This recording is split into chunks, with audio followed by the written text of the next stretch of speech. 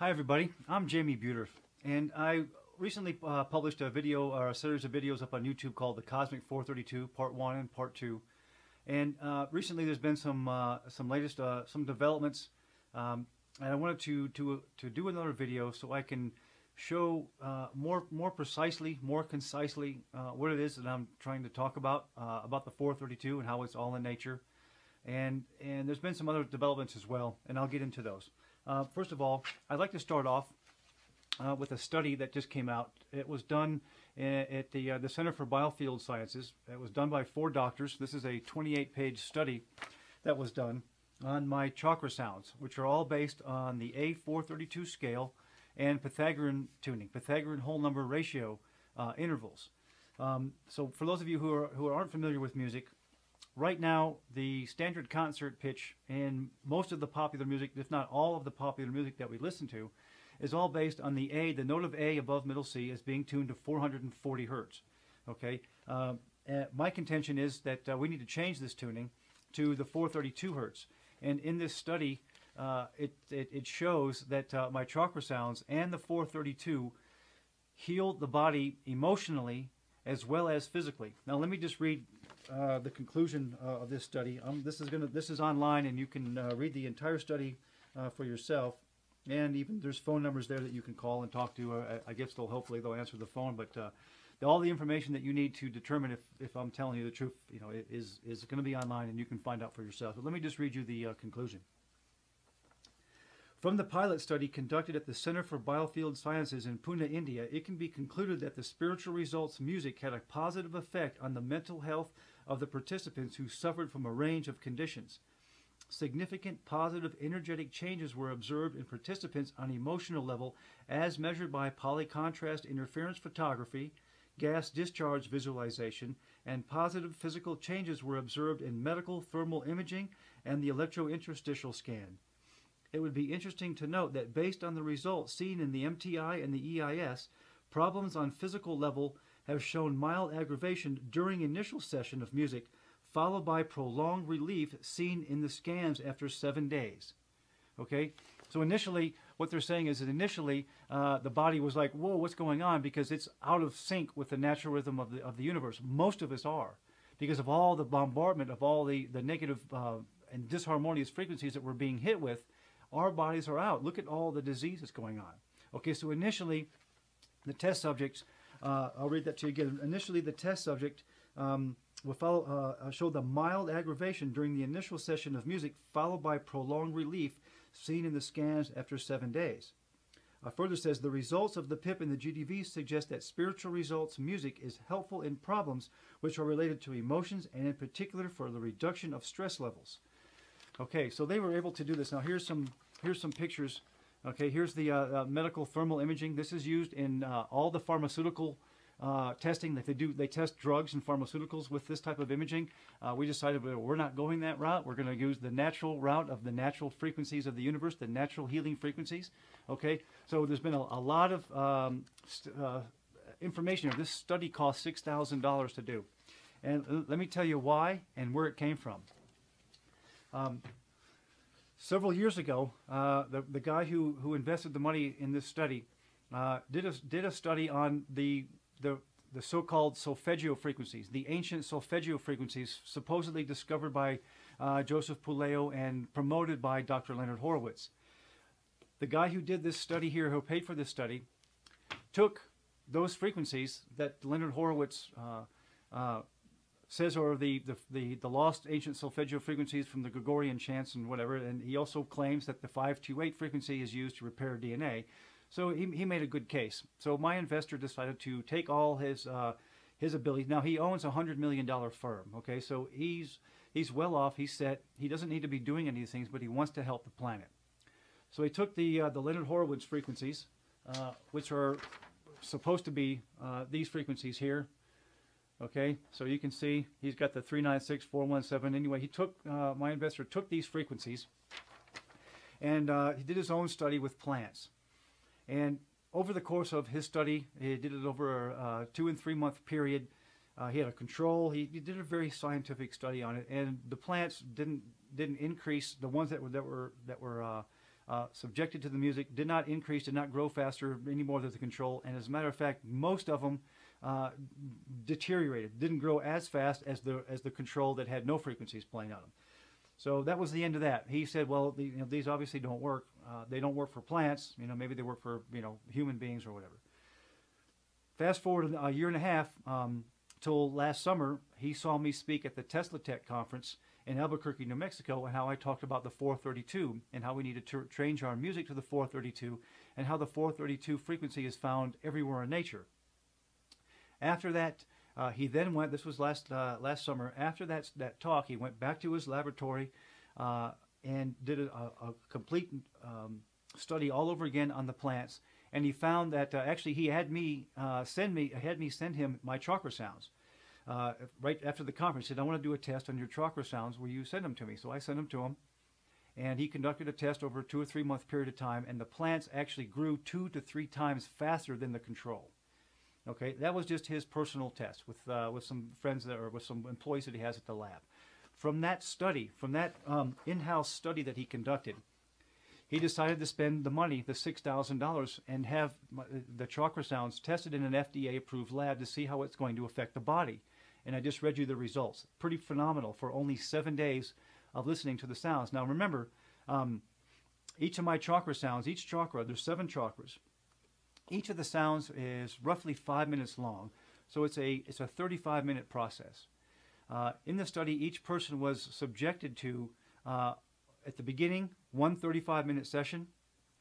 Somewhere in the middle of the 7-week period, they were subjected to another 35-minute session and then tested. And then at the end of the 7-day period, they were subjected to the sounds again. So they only listened to the chakras, the chakra sounds from root to crown 3 times, and that's it.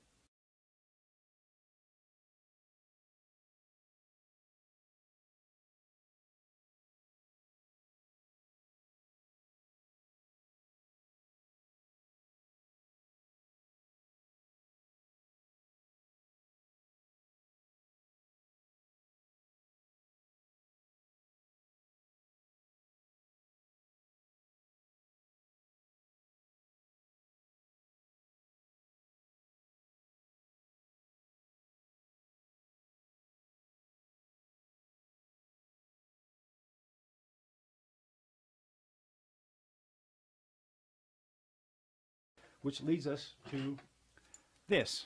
Okay, this is what John Louis Nauden let's see, I guess there was another guy, Richard Bearden, Bill Bearden. I think I'm getting 2 names mixed together. I can't remember them off the top of my head right now. But they helped Marco decipher this into a rodent coil. Okay, so let me just make this point very clear. These family number groups, okay, is what's stationary within this coil. Okay, and if you look at these family number groups, they're also very, very similar. They're actually the same. They're actually the same number groups that Leonard Horowitz uses for his so-called ancient solfeggio frequencies. Okay, Marco Rodin came up with these family number groups 30 years ago. Okay, this came along, much later. I mean, these are just recent. Okay, they're the exact same family number groups, except that Leonard Horowitz decided just to shift them and do that. Well, if you see, I took his shifting numbers and actually subtracted them from each other. You see, I got the red section, which is the magnetic emanations, the 3, 6, and the 9. If you subtract those 2 from up above, okay, you get 432 shifted to the one place to the right. All right, the electric emanations, I subtracted those guys, and you get 432 shifted to the right 2 places. And that's the same thing. All these family number groups do that. They're not frequencies, okay? I'm going to get to that in just a second. So now that we know that these are the same family number groups that Marco came up with, and they're in here. Now, what does that mean? What are the family number groups? And how does it relate to this coil? So now, what we have is a stationary coil, or actually how energy naturally wants to flow. Okay, we have 2 circuits, one here and one here, in and out and in and out. Right, and they're right next to each other. So you can see, hopefully you can see a little gap. But anyway, the 1, 7, and the 4 family number group is this first section right here. And then the other half of this wire is the 2, 8, and the 5 family number group, okay, which is here. So you get the 1, 7, and the 4 on one side, the 2, 8, and the 5 on the other side, and then this gap space is the 3, 6, and the 9, the magnetic emanations, which what pulls in the energy. Now, I don't know if you guys have seen some of my videos. I don't have them up right now, but I've discovered a magnetic monopole. I've been able to rotate and float a magnet in the center of this thing. There's a lot of anomalies that have been discovered, and there's hundreds of rodent coil videos out there right now. So, but the longest time, nobody knew what to pulse this coil, what frequencies, what is the energy that we use that goes into the rodent coil. And this is an important point.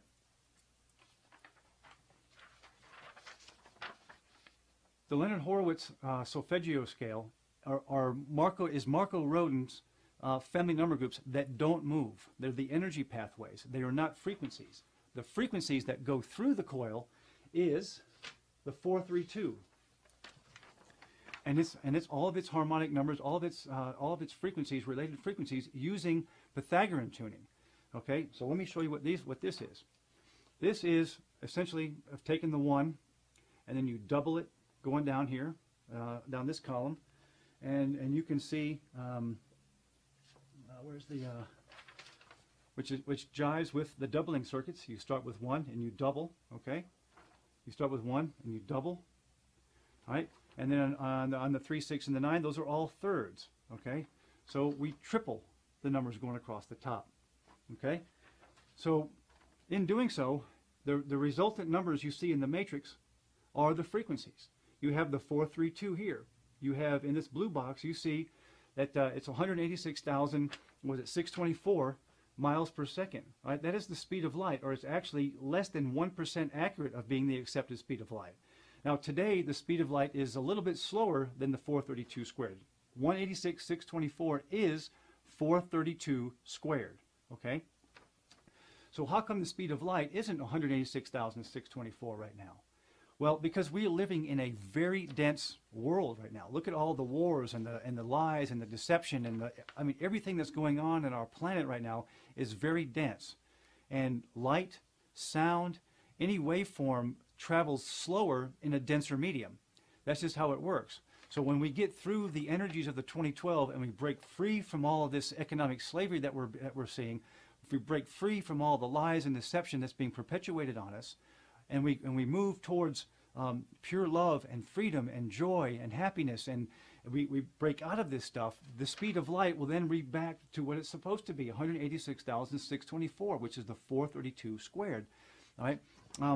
While I'm on this topic, let me go over some other things. Now, every single one of these, this column, for example, all these numbers are all octaves that are related down here. Okay. So, for example, this entire column here, right? These are all octaves of C. If you use Pythagorean tuning, okay? I'm going to show you this in a second. This entire column right here, right? These are all octaves of G. These are all octaves of D. Okay, so every single column in here does that. All right, when you do the 1 double and the 1 and the thirds and the triple across the top, this is what you get. You get Pythagorean tuning. Also, this sequence here follows the circle of fifths. Go on Google and do a search for images for circle of fifths and compare it to the C, how does it go? C, G, D, A, E, B, and so forth. This is the circle of fifths. So, and perfectly, okay? So what is Pythagorean tuning? Oops, I dropped my coil. So what is Pythagorean tuning? Pythagorean tuning is this. We all know the Pythagorean theorem. What we might not know what Pythagorean tuning is and what Pythagoras endeavored to do. Pythagoras came up with, or first postulated, the music of the spheres, where he says that all the planets and everything revolves in a musical fashion, and so he came up with these whole number ratios. Okay, to do that, here are the notes, the note equivalent. Right here are the interval, like perfect fourth, perfect fifth, minor third, so forth. We use those today in our music. Nothing new. Here is the decimal equivalent of these whole number ratios, and then over here you'll see the equivalent frequency if you use the 432 as the unison or the bass note. So, for example, if you wanted to find out what the perfect fifth, all right, of the A is, you would just take the A, knowing that it's 432, you would take the 432, you multiply it by 1.5, and you get 648. So 648 hertz is the perfect fifth of A.